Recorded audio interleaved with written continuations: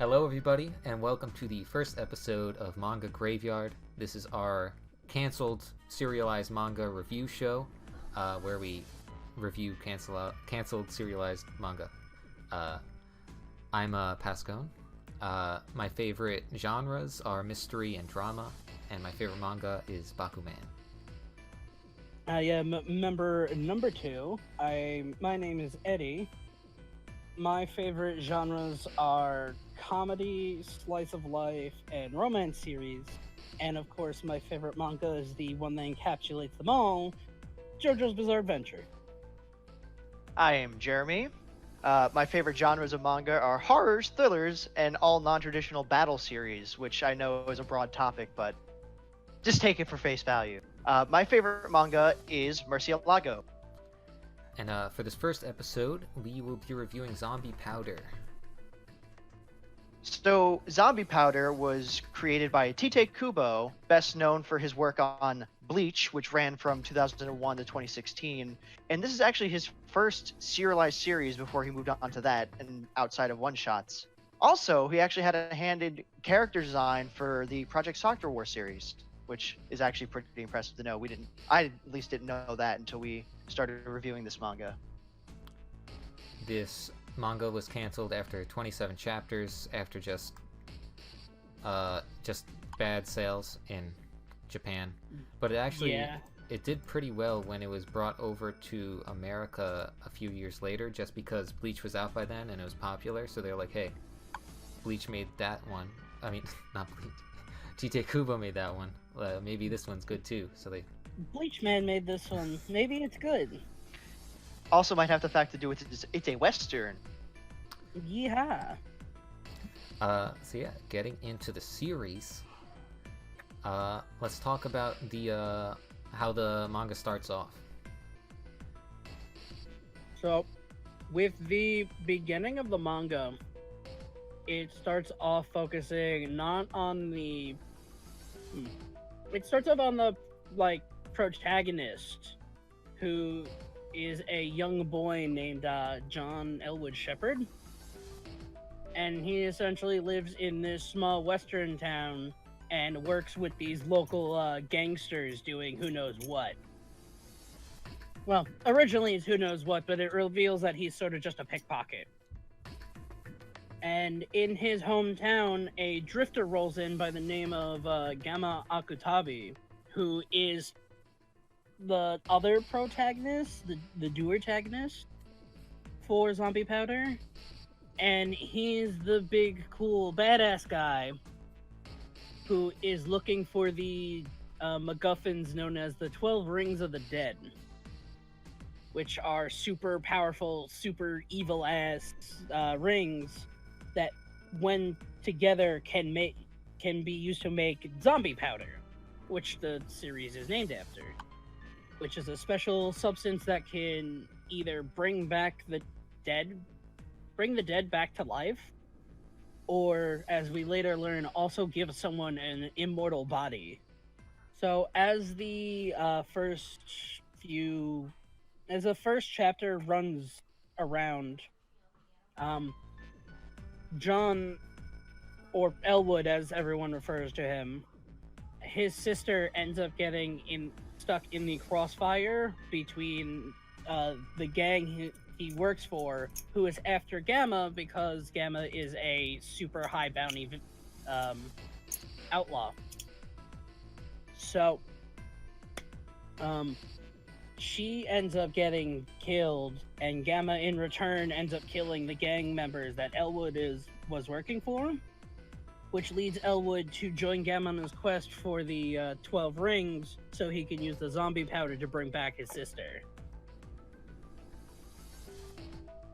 Yeah, that's pretty much the whole first chapter. And Yeah. that's sort of what kicks off the... There's a little short reprieve in the next chapter where it's their initial step outwards before the next major arc begins, which is where we learn about a little more about what zombie powder can do and why Gamma's after it, because he's after it to become immortal, which is foiled to Elwood's want to bring back his sister with it. But it never seems to be like a clash. Yeah, Right. it seems to suggest that it could do both. Or, Like, there's more than it makes enough. enough. Yeah. Right. There's Which is enough interesting of to know. that white powder. Yeah, they're not like, Powder. hey, we're both gonna get there, and then we're gonna have to kill each other. It's more like, hey, no, we can both do what we want once we get this stuff. And as the series goes by, you learn that is a very good thing for Elwood. Yes. Anyway, so sticking with this, what is everyone's first impressions of just chapter 1 in general? When we Do you first want read to like it? kind of? go first? Yeah, you want to kind of run down the line again, like we introduced ourselves, or? Yeah, sure. So yeah, my first thought, at first, it felt kind of all over the place for me, because it was like, okay, cool sword man, okay, now little punk, now they're back home, and it's kind of like almost comedic. Then he leaves, and then it just kind of, because there's the gang, and it was just kind of confusing for me. But then once and I wasn't too interested, I'll be honest. It was very typical, Mhm. but once the sister died, Elwood's sister, I was like, oh shit, nice. And then I was like, okay, I'm interested, you got me.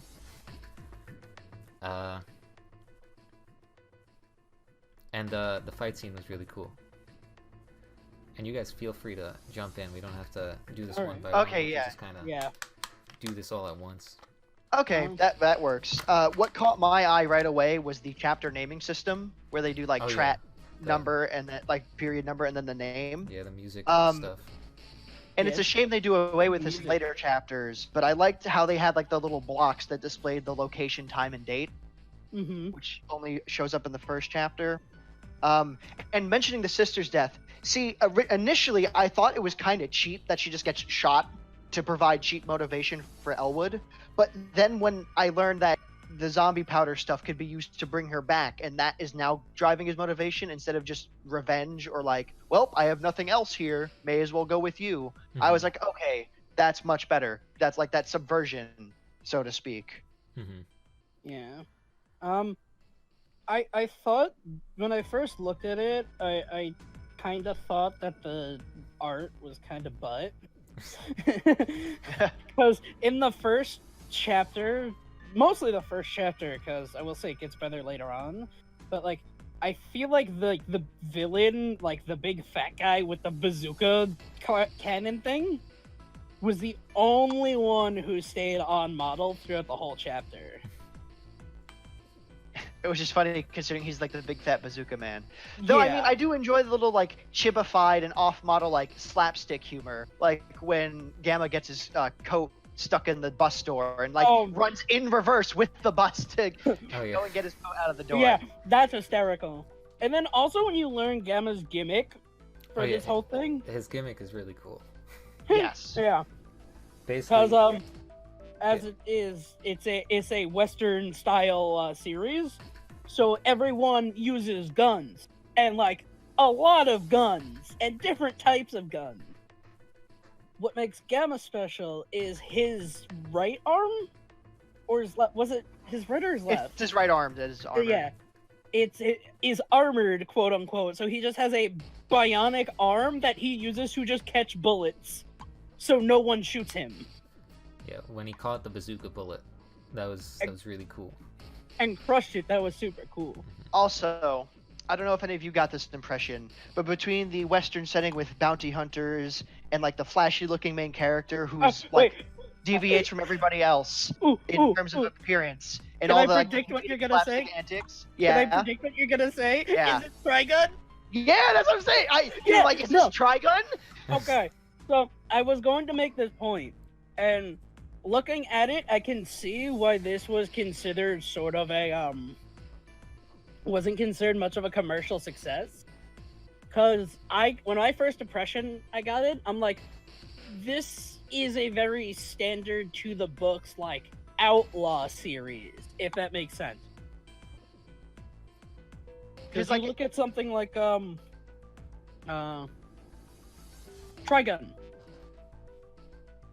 or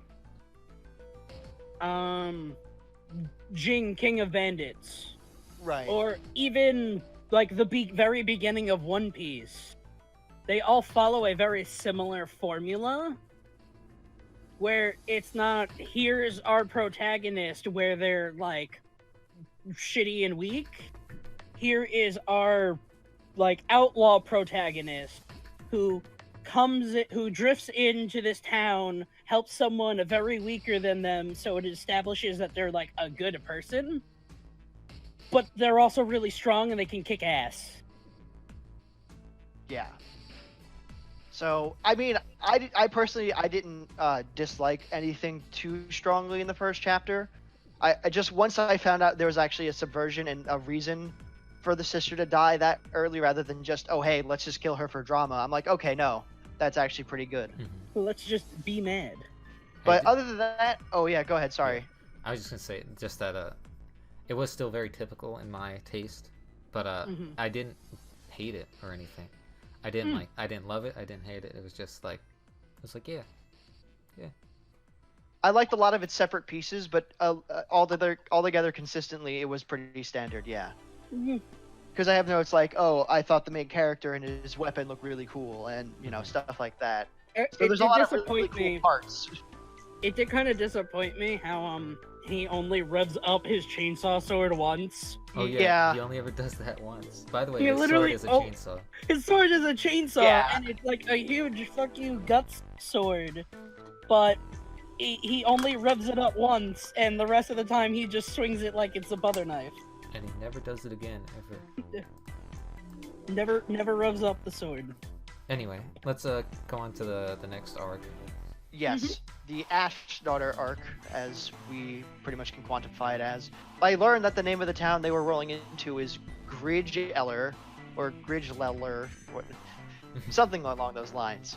But essentially, main characters, after you're cleaning up the exposition in the second chapter, which is pretty much just like an in-between between the first and second arc, they are rolling into a new town, and immediately the bus is stormed by a higher tier member of this gang called the Daughters of Ash, and they're doing a ring hunting party on everyone who comes into the city. And after seeing Akutabi, they realize, oh, he totally has to have a ring. And they, get into a scuffle on the bus. Akutabi whoops everyone's ass until this guy Smith shows up. This guy's like a sharp-dressed dude in a suit and bowler hat with a suitcase, and he's one of the only people we see that's able to even bring Akutabi to a draw. But after some more exposition from the gang guy who jumped on the bus with his goons, they figure out, oh hey, there's more Rings of the Dead at these people's base. So Akutabi lets himself get captured along with Elwood, so they can get into the base and possibly get more Rings of the Dead. Then it's revealed that Smith is actually an old colleague of Akutabi's and lets him out, and they start to escape the prison. And on the way out, they run into this person called Lord Calder, who earlier slashes the goon who stormed the bus in half. And essentially, it's revealed through the fight between Lord Calder and Akutabi that the body Lord Calder is in, which is the form of like a young female girl, is actually just an old dude using something called a Phoenix Salmon that never gets brought up again, by the way. And he's using it to like jump bodies somehow. The fight's really cool. The guy has like a using it to keep himself young. Yeah, something along those lines. It looked. Yeah, I think it was. Yeah, I think he just looked very feminine. That might have been the problem. Their sword's really cool. It has like little jet turbines on it, and so they do like a lot of like leaping and spinning slashes using the jets. But after defeating Lord Calder, of course, because Akutabi's badass, they escape with all the other people who are being tortured there after the base is set to self-destruct. And that's pretty much the arc, more or less. You did forget to mention that Akutabi shows off his power, one of his powers during the fight. Yeah! One of his other powers. Jutsu. Yeah. His cutting Zanjutsu, another thing that gets brought up in the middle of the fight, which Smith provides some exposition on, is that Akutabi... Let me scroll, I have... It's cutting Zanjutsu. Yeah, where is it? It's like black flames that he can The control. fire ring cutting art. Yes. And apparently it's a sword art that takes 32 years to master, but of course, because Akutabi's awesome and the main character, it only took him 4 years. Or one of the main characters, sorry. Oh yeah, and apparently there's another one called Thousand Cloths, which we never hear about again either. But outside of that little tidbit of those sword powers, that is the Ash Daughters arc. Does he get a Ring of the Dead in this arc? I forget. Mm-hmm. Yes, so at this point they have two, because they have one from the base, and he gets his own back. Okay. Yeah. During their escape. Yeah. So I guess we can talk about this arc just a little bit. Yeah. Yes. Let's get this out in the air. I fucking love C.T. Smith. Oh yeah. Oh, C.T. yeah. Smith is probably. C.T. Smith is fucking great. He's C.T. so Smith is cool. my I guess you could say third favorite character, because in this arc, I think it's this arc, where I think What character do you think of? maybe I might be getting it wrong, but no, it is this arc. In this Yeah. arc, there are my two favorite characters, the Vault Watch brothers. Yeah. God damn it, the Vault Watch brothers, dude. They got like 2 panels, but they were the best 2 panels in my life. Oh my god. Yeah, there are these two guys that are brothers by name, and they're the 2 lone guards to the vault that's holding that one building's location, like that one Ring of the Dead. They have a B on their forehead, right? Yes, they have a B Yes. on their hats. Oh yeah, on their hat. Okay. But yeah. And Anyway, I think they also have it on their foreheads too. back but- to C.T. Smith. He reminds C.T. me. Of, C.T. he reminds me of what's his name from Full Metal Alchemist? The dad. Hughes. Hughes. Yes, Maze Hughes. That's him. Yeah. C.T. Smith is described as basically he's a normal person, but he does everything better than everyone else. He's like the most plain looking gentleman, but like he's just great at everything forever, and he's the best. And an interesting note is that him and Akatabi are like have a history together, and one of the things they talk about is how they have a small scuffle on the bus because C.T. Smith was posing as a hired gun for the gang that our daughters are Ash, and they're like, oh yeah, no, we were actually swinging and shooting at each other for real on the bus. We just know we're both so good that we wouldn't kill each other, or like the other wouldn't die to us. Yeah, Which they're is like note. the best way to fool your enemies is to fool your allies or some shit. Yeah. And he's like, that's crazy. It's funny how apparently like Lord Calder has this huge reputation, but you don't hear about them until just this arc, and Also- they die in this arc too. Also, It's he- just like, well, He shows up as an evil ice climber. oh yeah, that is That's, true. That's in my notes. Evil ice climber. I read. Yeah, they're Ice like- climber. Because to try to get the jump on Akatabi, he poses as one of the tortured people's sisters in like a parka. In a fucking parka in the middle of And you this only see desert his wasteland. eyes. And Yeah, it's it's like pretty what funny. the hell? It's really good. Oh jeez. But yeah, the jet sword is really cool, and it was a neat fight where initially it's revealed that Akatabi was going easy because Lord Kelder still looked like a small child and almost a girl, like looked like a girl too. And then once the whole Phoenix Salmona thing is revealed, After Smith calls them out on it. after Smith calls them out, I think he catches like their language tick or something. He's like, oh yeah, by the way, you're probably using this other MacGuffin that we'll never talk about again to look young. And then Akatabi's like, oh, they're not a young girl, they're actually a super old dude. Okay, and then he switches sword hands and then just goes like, Yeah, he wrecks pulls them. out all the stops. But so yeah, they escape with all the other torture victims, and they have 2 Rings of the Dead in their possession by the end of this. What do you guys think of the Karinzan Jutsu? I think it's super cool. I mean, it's a little out of nowhere, but it makes sense that our guy would have more than just a sword and an armored arm. Though I was surprised to see it like a more, because there's zombie powder, so a supernatural element isn't too surprising. Mm-hmm. I like how everything he did was called a cannon. Like every single one of his techniques is called like something or other cannon, and that was pretty cool. But I don't think it makes any sense because he also has this weird like fire aura that works as like he can move it even though it's fire, and Yeah. it'll turn into like a bigger sword or Yeah. something. I don't know. I think one It problem doesn't with make it, much sense. we don't know how it works or its limits, so you can just kind of do whatever you want with it, and that kind of As happens. the plot calls for. Yeah. Yeah. Yeah. Like, I think, don't people, I know, skipping ahead a little bit, but people eventually, like, grab onto it to, like, hold on? Or is that something Yeah. else? Yeah. Yes, he's able to. No, that actually happens in this arc when they're escaping. He helps Oh, people yeah, get it out was by this having arc. them grab onto it, and then at another point when the vault's about to blow up, he shields them with it somehow. Yeah, and it's like, what the fuck? So, yeah, you can basically That's do not whatever a you sword want with it. technique. Yeah, it's just kind of. I swing a stick so now I can control magic fire.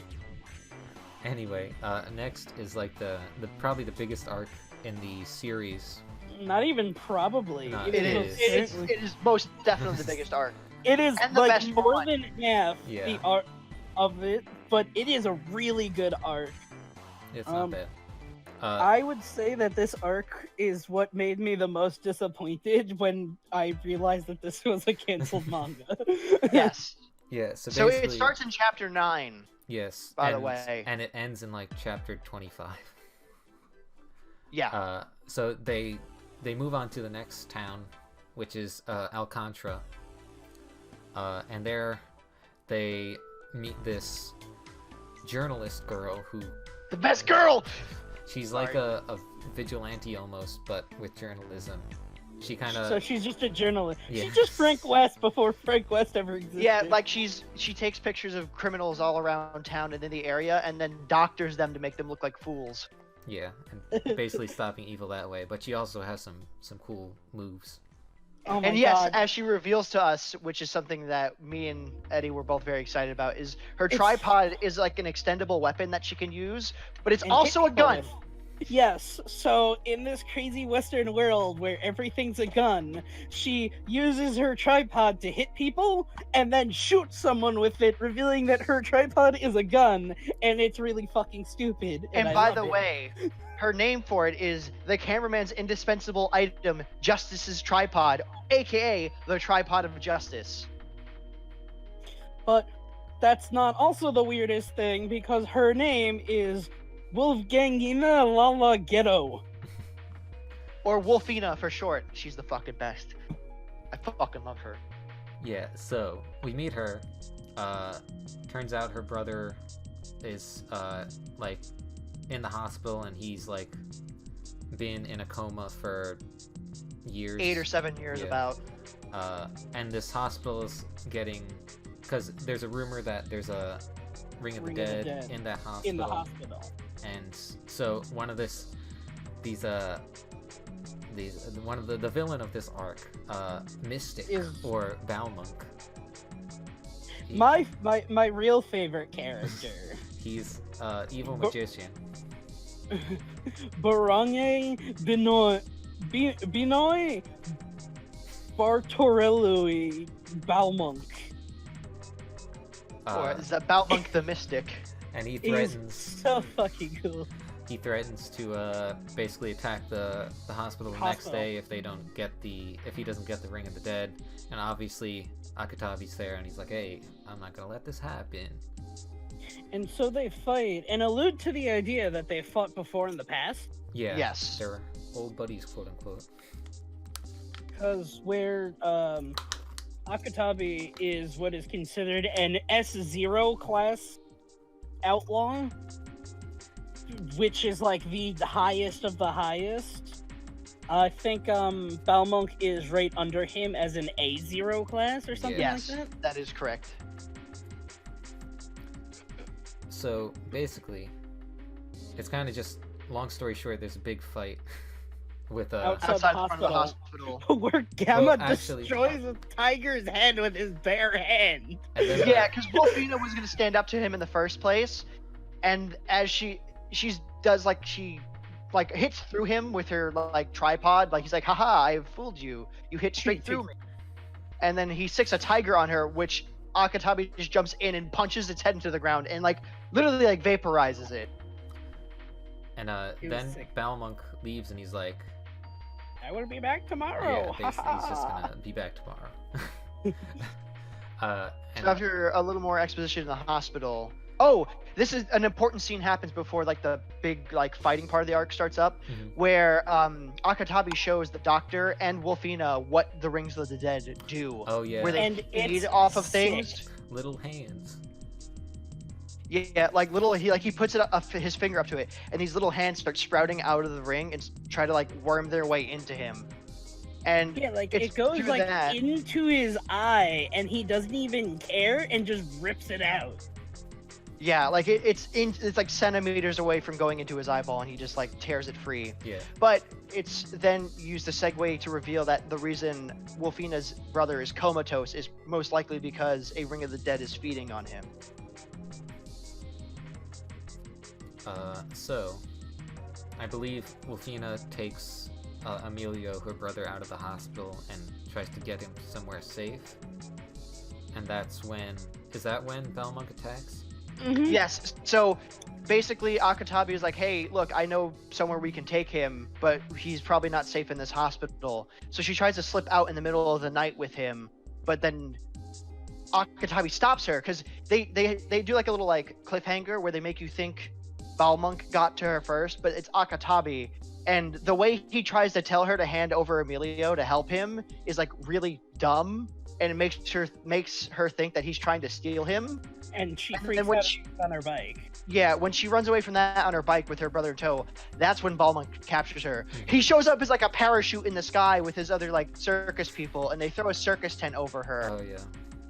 And then once inside, Valmonk takes the brother hostage and engulfs him in like a magic train that he makes. Yeah. Oh, me yeah. And just say sends that this. train Let me off just- into the desert. Let me just Oh say yeah, this. go ahead. Fuck the magic train. No, it's so cool. Okay, so we're not giving a good idea here, but Balmonk's whole thing is that he is a magician and also an evil ringleader. Yeah, he... So all of his powers include like pulling fucking tigers out of his hat, having an entire Yeah. circus show. He pulls a gun out of his ear. He turns his finger into a gun. He turns his finger into a gun. And so when he captures Wolfina's brother without laying a finger on him, as he said, because he's just floating there under a sheet.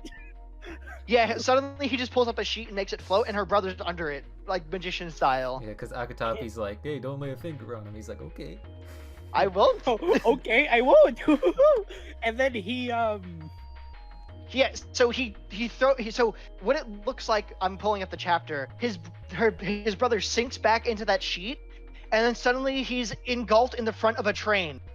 oh yes, Like, and then he here, summons the magic train, and I'll it copy just the image and post leaves it so we can with his hopefully brother. have it up. But yeah.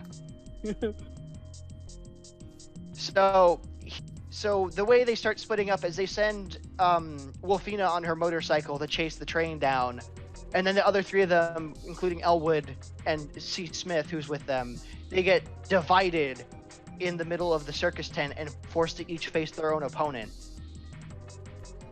So like we see Akatabi fight this guy, who calls himself Goofeful, or Goofeful, the Great Undead Box, which is literally just a guy who's in one of those like sword boxes that you know, like you see in magic shows where they stab swords into a box and someone's in there and they don't get hurt. He's literally like a walking one of those. And Akatabi wrecks him because he's Akatabi. Elwood, on the other hand, ends up in his own fight without Gamma or Smith to save him against what was his name? It was like Pyromaniac Pounder. Yeah, Pounder or Poundner. Pyromania Pounder, yes. Yeah, who is really sick, by the way. He's a fucking pyromaniac fire juggler who sort of kind of kicks Elwood's ass around and teaches him not to like have to rely on Gamma and Smith so much. By the way, Elwood's good at throwing knives. Elwood's good at that's throwing one knives. Elwood's thing, is that he can throw knives from his pickpocket days. Like that's the battle skill that he picked up. He eventually wins that fight. And then I like C.T. Smith's fight the best, even though I think the enemy's ability doesn't make much sense. No, he can. Well, there actually is Well- one thing to note. Hold on. One thing to note though is that as he's like at his down moment, it's like it flashes back to another conversation Akatabi had with him, where it's like, "Hey, you need to either actually start fighting or just wait in the inn, and it's your choice. And he uses that like, I'll stand on my own moment. Since I'm his partner, I won't need help. And he beats the fire guy by throwing his own fire back at him. And he's like, oh, I hate fire. But he doesn't kill him, and I think Doesn't. that's a very important thing. Yes, is that he chooses not to kill him. He sets the dude on fire and then takes him off fire, and the dude's fine. Yeah. He's like, I hate fire, and then he just doesn't die. But yeah, no, it's important to note that he does choose to save him. Yeah. So C.T. Smith fights the Falzon family of assassins. Yeah. Which is really creepy. God, they're so creepy. Yeah. So basically, this guy's power is he can throw a knife, and then say there are targets on each wall with numbers above them. So he can say a number of one of the targets, and the knife will go towards that target. And C.T. Smith's like, well, I can easily just stand in like in between them. I could just stand in a spot, know where the targets are. But then he gets all of his sisters, all of his little sisters with numbers and targets on their stomachs, and they are just running around, and he starts like saying their numbers and killing them. No, they're not getting. No, they don't get killed. They love it, and it's creepy. But they're still getting stabbed. Yeah, but like it's very like surface, and they're just like, and it's like, it's like only like the very like for top inch of the knife goes in, and they love it. And Smith does this cool thing where he's like, where this knife guy's like, you can't beat this. This is unmatchable speed. And Smith just looks at him and goes like, unmatchable speed is something like this. And then he just does a nothing personnel and blows his brains out. Yeah. So, so at first Smith is like, oh, this is kind of easy. Yeah, you may nick my shoulder here and there. Then the sisters come out, and he's like, okay, I'm a little more impressed. And eventually, after taking like a knife straight to the like forearm because he had to block it instead of dodge it, he's like, oh, this is the first time in a long time that I've had a little bit of fun. And like they do one of those like inverse panels where the bubble is black and the text is white, and Smith has like a grin and it like eye under the hat brim, and then he's like, oh, so you can't. And that's when he pulls the whole unreachable speed thing where he does literally nothing personnel kid, and bam, headshot. So after that, they Smith and Elwood reunite outside after their respective battles, and they're like, "Where's Akatabi?" And he's like, "Oh, of course he's already chasing after the train because of course he's on the magic train." So Wolfina, yeah, I love the magic train. Wolfina catches up, and as she gets onto the back of the train, Balmonk is there, just flying with his cape as like bat wings. And he's like, "Oh, good day. How are you?" And so Balmonk starts to beat the shit out of her, and she's kind of holding her own. What's interesting is that the train looks like a full train, but when he steps on top of the roof, it unfolds, and it's literally just a bunch of rectangles running on a train track. Oh yeah, that's right. He goes like, uncover magic train, and all the tops fly off for some reason. He says, we have a guest, open magic train.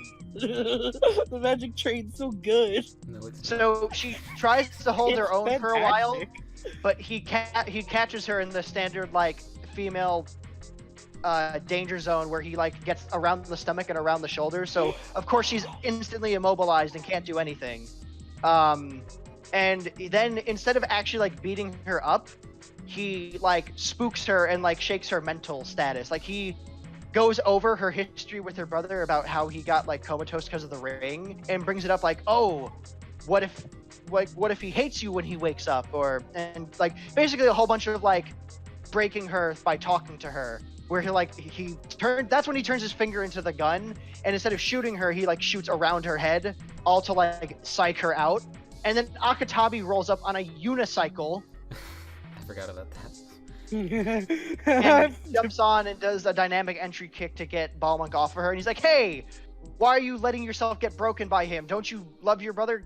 Get the fuck up and stop being a bitch type. Yeah, like he gives this really cool one-liner where it's like, isn't like a living person who hates you better than a dead person who loves you? Yes, which is great, a great line. And it's like, that's a really good line. That does light the fire back in her, which she had before. So train fight ensues. Akatabi splits off with Balmonk to go have their own personal fight where they can let out, and he leaves Wolfina to rescue her brother and try to stop the train. So let's cover the Wolfina half first because there's a lot of story and stuff in the battle between Balmonk and Akatabi that goes down. So there's like this really like jumbo-sized person left on the train to like take care of Wolfina, and it works. Like she's just so huge that any hits don't do anything, and she just even starts the tripod gun. like starts stomping Wolfina out under like, because like to put it in perspective, like this woman is like 8 feet tall and like 500 pounds type stuff. So she's just literally stomping out Wolfina on the train, and before she gets to her brother, she jumps in front of the hit, and it takes the first hit, but then it doesn't really do anything. And as the fat person goes for her brother, his Ring of the Dead eats her, essentially, almost killing her. Yeah, there was some scary imagery after that with the Wolf of the Dead Oh, just, yeah. hanging out of his mouth. Because they look like these hands with an eye in his mouth. Yeah. And it looks like it's about to eat Wolfina too, but for some reason it stops. I think because she's able to reach him somewhere, because his eyes do open and they look into each other's eyes, and then that's when those arms finally retract instead of like eating her. And leaving them there, we get into the very interesting fight between Akatabi and Balmonk. So this fight is really cool because it goes through a lot more of Balmonk's gimmicks. It's cool, but again, there's no boundaries for the powers. Oh yeah. So you can kind of do anything. Yeah, they kind of do anything, but I feel like this works because it's not like Gamma can just do anything against this like one-note opponent. It's actually just they kind of do anything, so just sit back and look at the spectacle of it. Right. You're not interested in like the challenge. You're just more to see how they're gonna fight each other. Because like Balmonk's like, oh yeah, I can rip off my arm and then turn it into a fucking like giant clay giant man. Oh yeah, because at first he grew like 4 other arms and turned into a 6-arm cannon. And then Gamma rips his arm off, and he's like, "Oh, so you saw through my arm trick? Well, try this." And he throws it, and it makes a giant golem thing. Yeah, because he just so happened to train that arm with magic. Yeah, and it's like, what the fuck? I love Also, this dumb shit.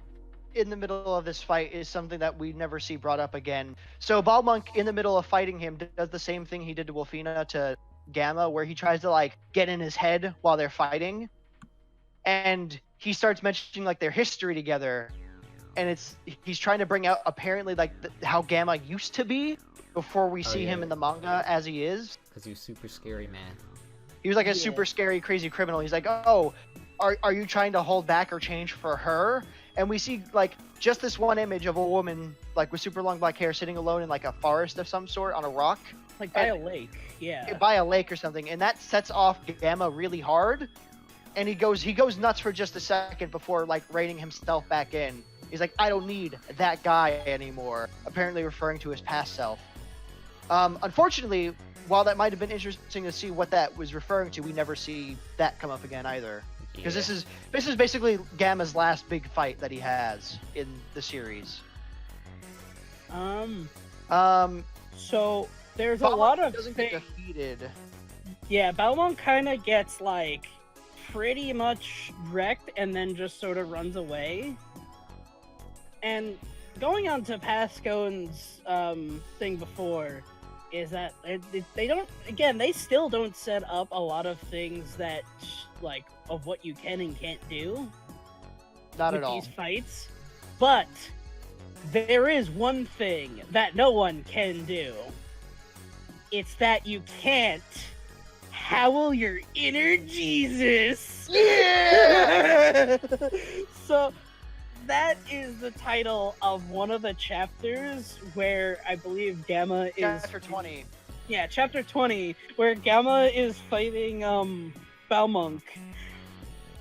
And I don't understand the name between that chapter, but it's the fucking best thing I've ever heard. It's the start of the chapter where Gamma starts to like snap and go nuts, and it's Can't Howl My Inner Jesus. Fucking stupid name, but it's amazing and I love it. The best kind of stupid name. You can't howl my inner Jesus. So yeah, eventually after like regaining his composure, Gamma defeats him like as he is without going nuts, and pretty much like injures him really bad. And he's like, Balmung's like, well, now that I know that him is still inside of you, I'll just go away. And he basically does like the tuxedo mask where he just poof. Like I think like one of his detached arms blows up and he uses the smoke screen to disappear. Yes, that is exactly what he does. And the arc ends with Wolfina saying goodbye to everyone in the town because she's kind of like a local hero because of like all the villains she takes care of. And Akutabi says that he knows somebody who can fix her brother. Yes, so a surgeon who can actually get rid of it as opposed to like a standard doctor. So she joins them. And that's how Wolfina joins the party. Thus entering... Which will take us into the end arc. Or as I like to call it, the lolly arc. Oh no. Oh no! Because at the start of the arc, they introduce a lolly character that is in love with Akutabi. And she finds them through Elwood because he quote-unquote saved her from people trying to beat her up, but she could have handled it herself because she's strong too. A psychic. Yeah, she's a psychicer. Which is nothing we've ever heard of before. And as you can tell by us calling it the last arc, is nothing we're going to learn about now. Yep. Her name is like, let me see, she names herself at the end. Angel Cooney. So, to note, in the very beginning of this arc, we see C.T. Smith make a call to like some lab.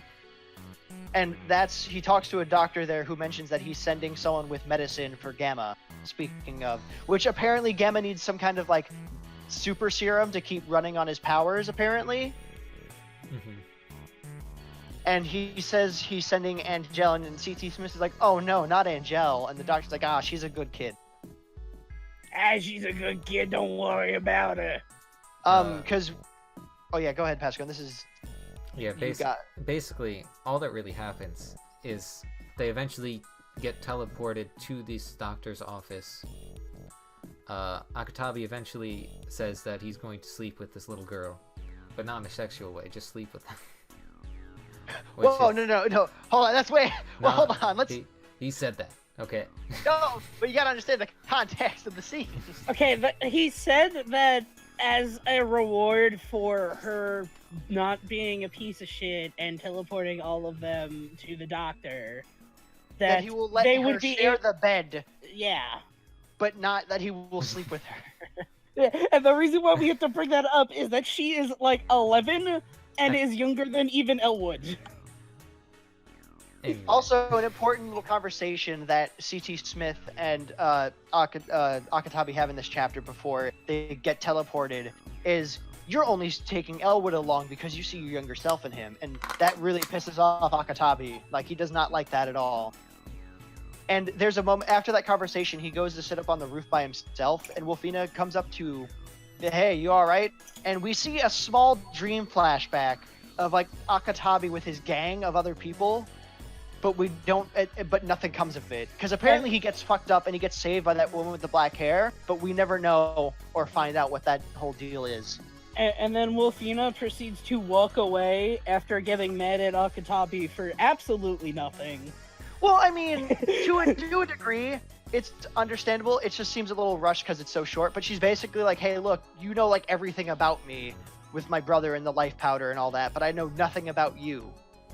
And then so she gets upset about it. And then he's like, good. And she's like, well, fine. I didn't want to help you anyway. And that's immediately when Angel shows up and starts smooshing all over Gamma.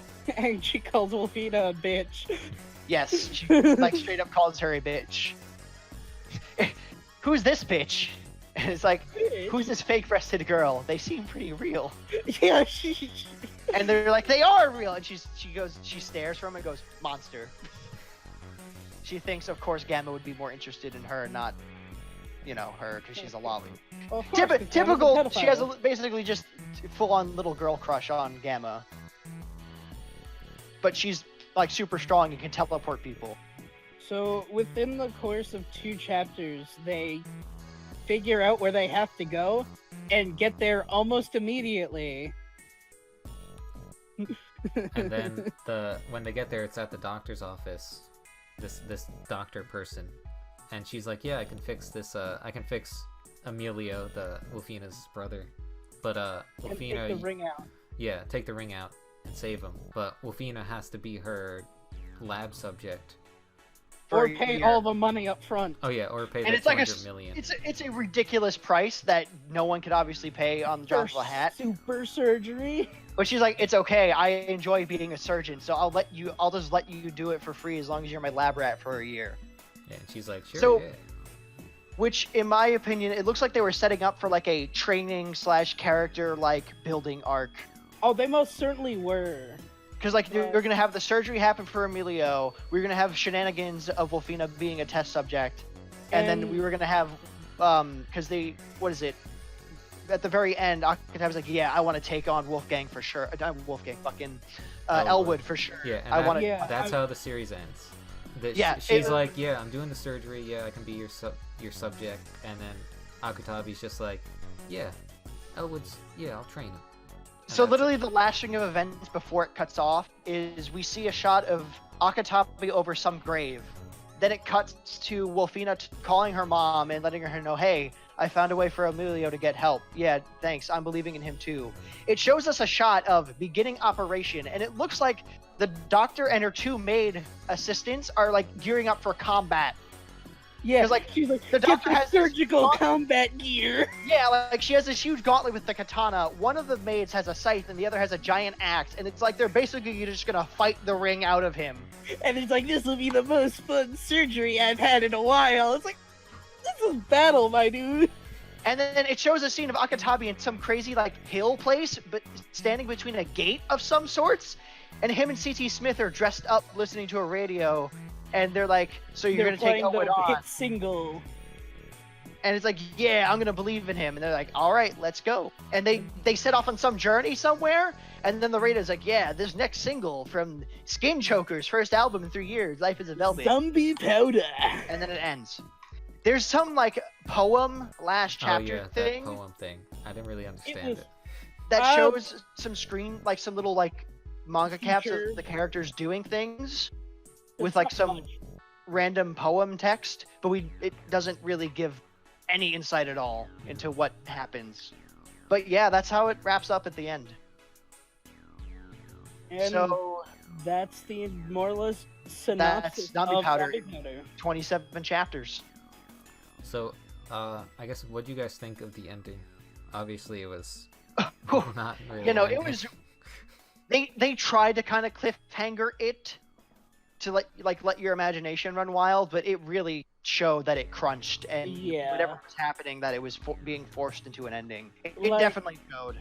If I can see how it like goes, is that if this wasn't going to be canned, they would not have teleported to the doctor's base so quickly. Yeah, Oh yeah, I'm sure definitely the teleportation was probably a last minute thing.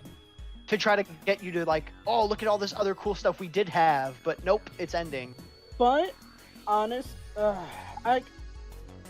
at first I thought this series was fairly bland and uninteresting. As it went on, I really started to like it, and I really wanted it to go forward. So yeah, going into those kind of feelings, let's get our likes and dislikes out of the way, so we can get into that very important, did have potential. So I mean, talking about what we liked overall, I think one of the series' strongest suits is its characters. I would have to agree. Really? Looking at Kubo's other work, I'm not a big fan of Bleach for the main reason that I don't really care about many of the characters, because there's so many of them and so little of them are cool. But that's just me. I would have Where to is disagree. this- Well, in None of the characters, I guess they didn't have a chance to have backstories really.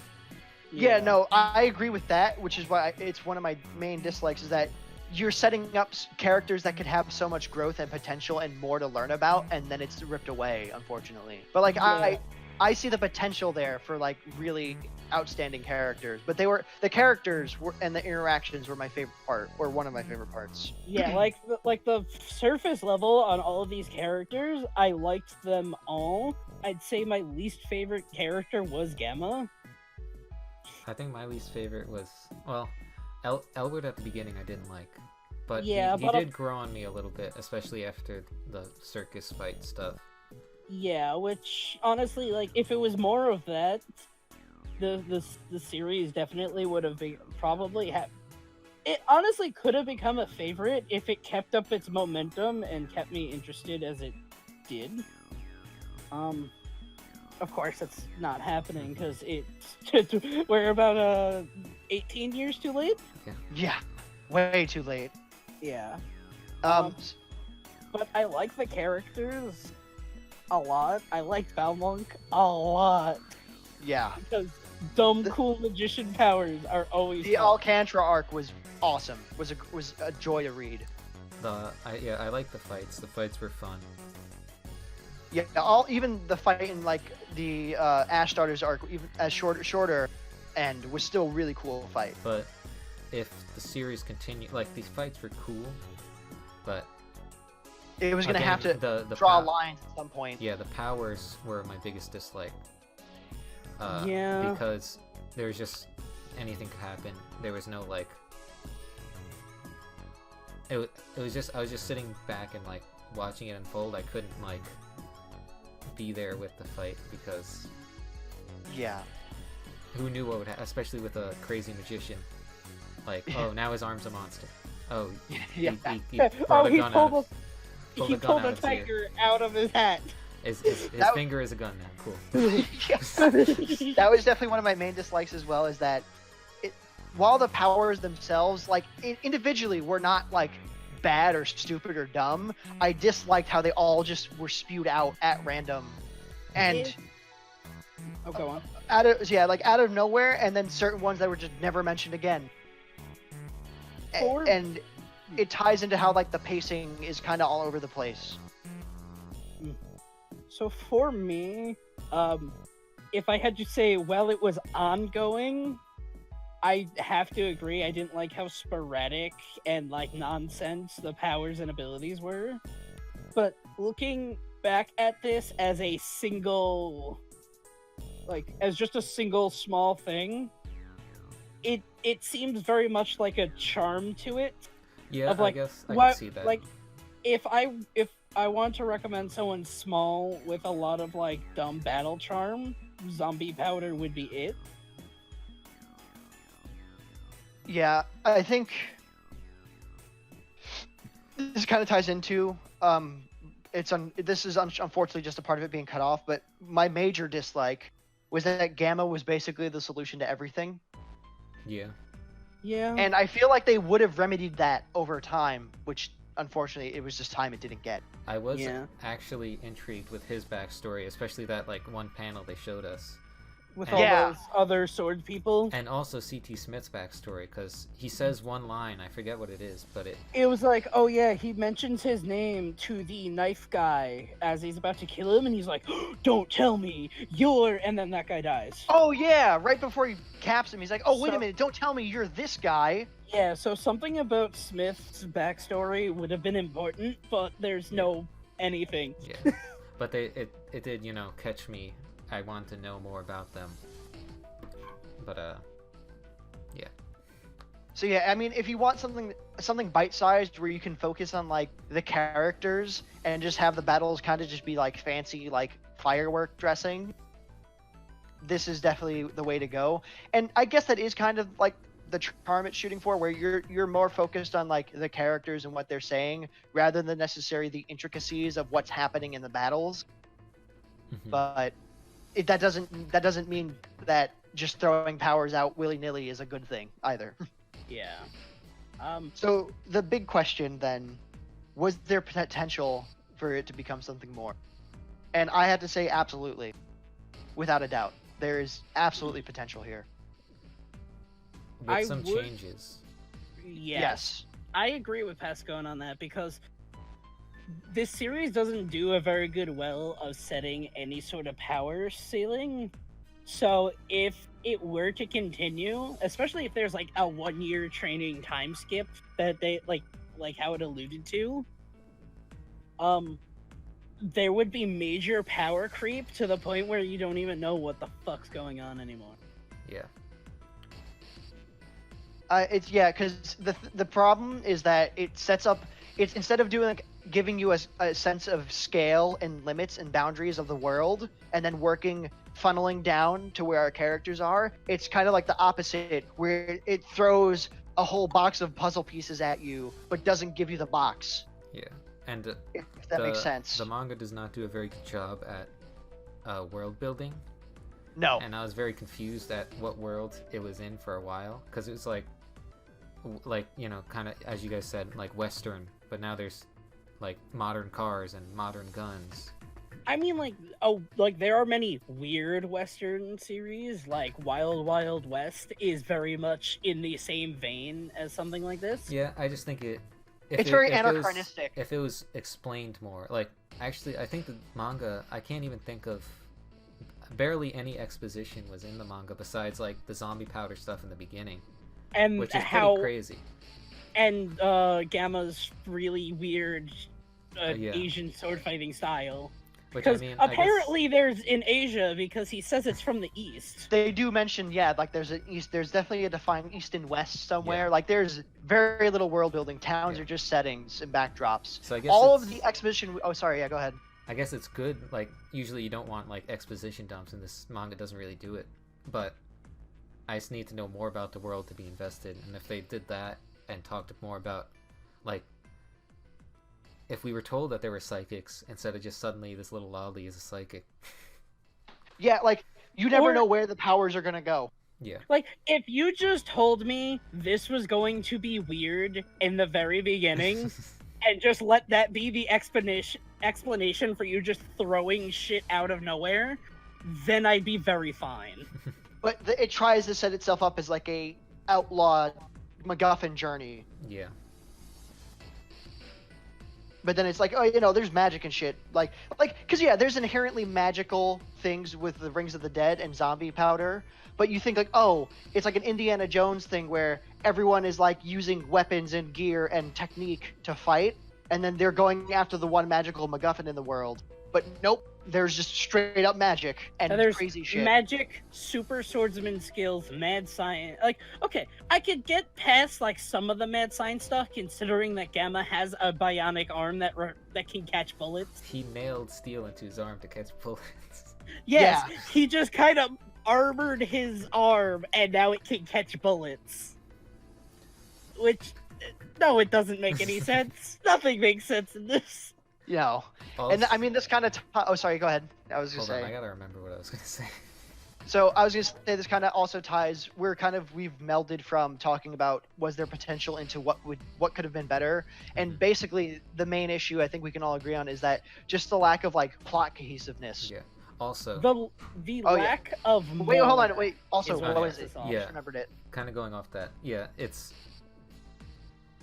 Also, they got they said there's only 12 Rings of the Dead in the world, right? Mm-hmm. They get them so easily. They got 3. They have 3. And they did it so easily. Well, they got 1 super easily, and we don't know how that surgery is going to turn out. But still, like... Well, we do, but like... If there was, like, build-up and planning and being like, okay, this is where we think it... This is where the rumors say it's going to be. Let's come up with a plan and do this instead of like, hey, let's just go kill everybody and get it. But that's the plan for when you're literally the most wanted man for killing everybody. It just doesn't feel like there's only 12. It needs to be super rare and like super hard to get, but it's just so easy to get. I feel like that's also a symptom of how short it was. Yeah, maybe. And that's in a way also just kind of how like MacGuffin stories tend to be. Because you usually get the first few like consecutively. Like, hey, there's 20 of these things. Let's just say, like, use it as like a number. If you have a MacGuffin collectathon and there's 20, you'll probably get like the first 5 or 7 super easy, and then they'll start taking longer and longer and longer to get. Or sometimes you'll get like 2 at a time. One thing I would have loved to have seen in the future is like one of the rings is like it's a tournament arc. Oh yeah, That would be really cool. That'd be really cool, and it's got the perfect setup. Like, okay, you have fucking mutant Wolfina, you have super training Elwood, you have druggy fucking Gamma, Balmonk comes back, CT Smith after his redemption arc when we learn his name. And like the 7th fucking Ring of the Dead is a tournament arc. Boom. That would be pretty cool. It'd be really cool. yeah, because that's the beautiful thing about MacGuffins in an action series like this is that you can have so many crazy setups for how to get them. Like they already showed hints of it with, oh yeah, by the way, the one Ring of the Dead you're after is already embedded in someone for like 8 years with Emilio. So to get that ring, you have to get it out of him through surgery. Boom. Cyborg Emilio. There's your 6th fighter. Yeah, like so the thing the main issues that it suffers from is that it shows off so many like cool ideas, but it just then throws them into the blender. It's a lot of cool ideas without a base to actually work any of them in organically. The reason the Alcanta arc is so good is because it's the most cohesive arc it has. Even though it is the biggest one, which kind of makes sense, but like it's the arc that is the most like consistent with itself and with the story that they're trying to go for.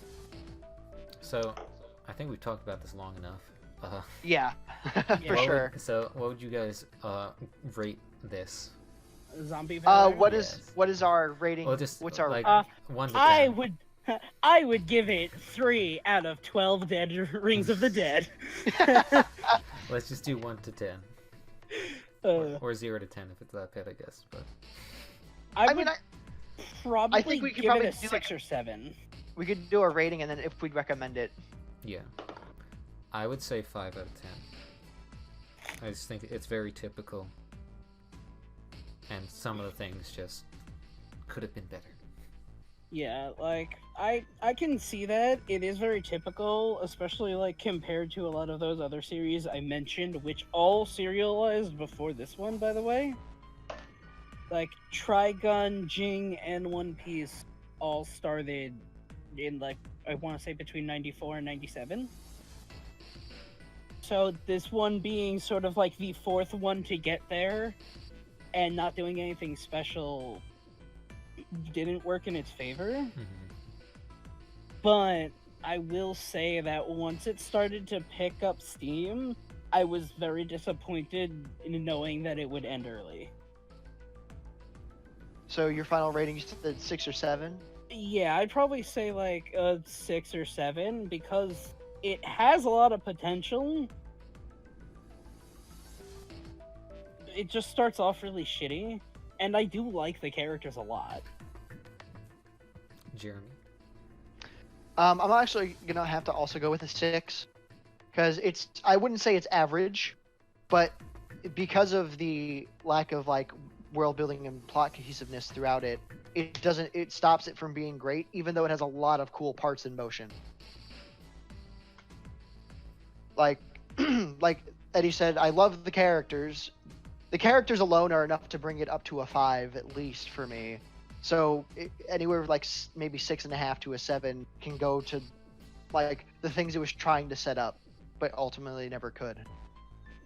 One point of note, and I don't know if you guys looked at it because I read them. I read every single one of them that came up because I thought it was the coolest touch the author did. Oh, the naked monkeys. Yes, the Naked Monkeys, where he gives like almost like a backstory interview of every character. Yeah, Those not are just the great. main characters, even all the weird background ones. Yes, even the weird backgrounds who don't get named or don't show up still get their time to shine, including the Vault Brothers. Yes. Anyway, so I guess you two would recommend it. I would recommend it because it's worth it to see what could have it's worth it to recommend it to people so they could see what could have been. I'd recommend it to someone if they were specifically looking for something fun, but I wouldn't give this a hard recommend that I would tell just anyone to read. Oh yeah, no, this isn't something I'd throw out like, hey, I need a manga. My first thought isn't going to be Zombie Powder, but I wouldn't say it's undeserving of recommendation in the at the right time.